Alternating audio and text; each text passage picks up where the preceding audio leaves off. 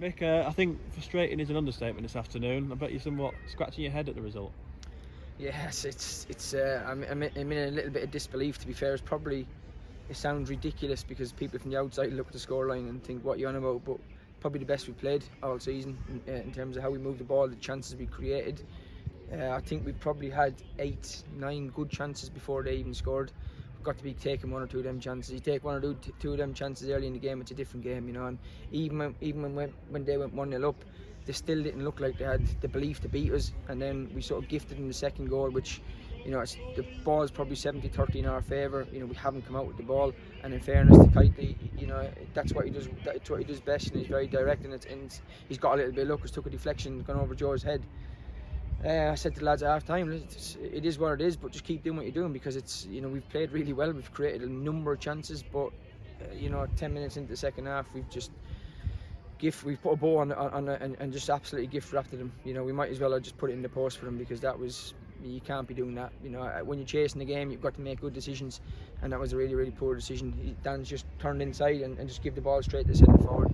He's gone 1v1, had a tap in. You know, he's got to put that over the stands there. He's old enough to know where the ball goes in that moment of the game. You know, I said to the lads at half time, if we score next, I think we win the game. And that's the way the game went.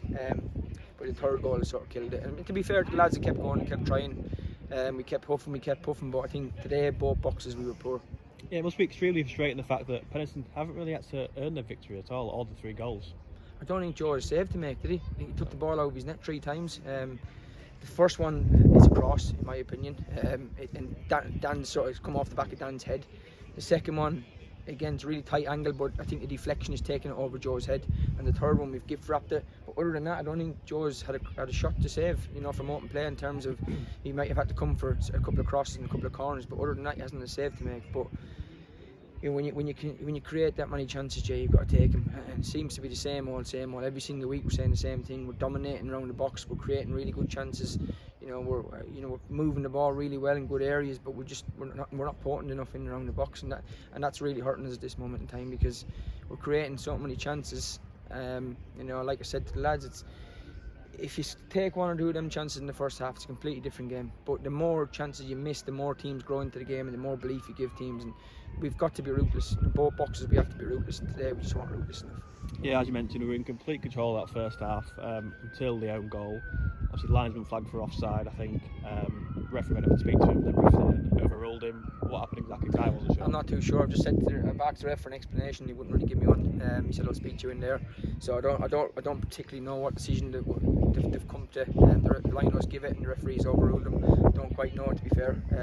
I'll go and speak to the ref in a minute, but this is one of them things, mate. You know, like I say, if we take our chances, it's a different conversation altogether, and that's sort of killing us a little bit at the minute. We're not taking chances, and we're just gifting teams chances and goals, and unfortunately we need to tighten up, you know, on that end of the pitch. But we need to change something at the top end of the pitch because it's clearly not working. You know, we've got people that are getting in really good areas. You know, we're a real threat going forward, but we're just not potent enough around the box. It was almost as if we were trying to score the perfect goal at times, especially in that first half. Like I said, the play in and around the box was brilliant. Like I said, probably one of the best we've seen this season. But it's obviously not too many shots, kind of just playing it around the box. But then we did get the shot. Keith played well, in fairness. Yeah, he made some good saves. But do you feel that we're just trying to overplay a little bit? 100%. We said that to the lads at half time. You know, be quicker, move the ball quicker around the box, and when you get a half a yard, work the keeper.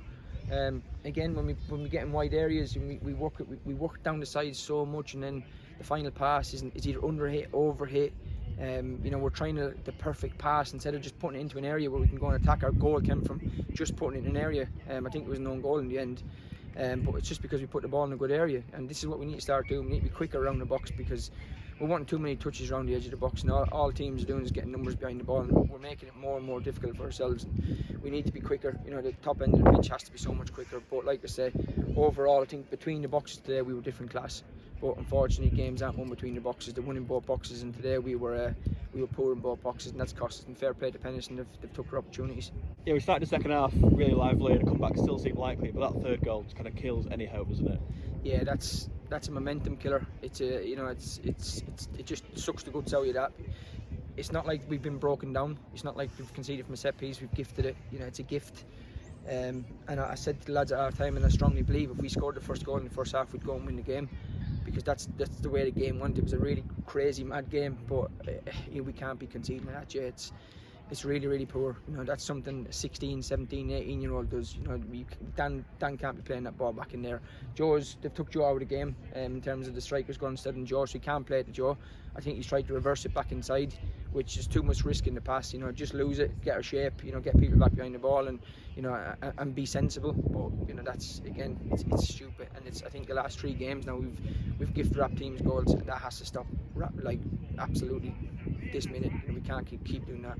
And even though we did get a goal back on 80 minutes, it still reinvigorated a little bit of a glimmer of hope again, didn't it? Because there was still plenty of time to play. Obviously, we had another chance through 2. Yeah. It could have been. Absolutely.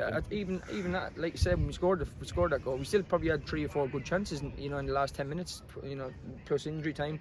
So we still had an opportunity to get back in the game. But like I said to you, Jay, it's both boxes are becoming a real problem. You know, we're struggling to defend our box, and you know, we're not potent enough in that box. And you know, we've got to make some tough calls now in terms of, do we bring people in, do we drop people, do we change things? That's up to us to do. But we have to do what's right for the team.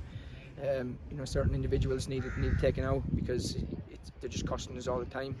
So it's up to us now to make them decisions, and you know, we have to get it right moving forward, because like I say, I thought between the boxes there we were really good, and if we can tighten up in our box and we can be a little bit potent, you know, in the opposition's box, you know, we're going to win games of football.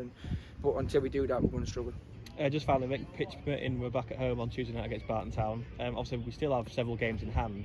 A bit of an obvious statement coming up, but we've got to start picking up some points soon. Yeah, 100%. Yeah, we're starting to sound like a broken record. It's like we're coming on every week, we're saying, "Oh, we played well, but we're playing well." However, you know, with the buts and the howevers have to stop. You know, we have to start winning games of football. By hook or by crook, we need to start winning games. You know, regardless of how we play, regardless of how it happens, we need to start winning games of football. And if that doesn't happen soon, then we're all in trouble. Cheers, mate. Cheers, Jay.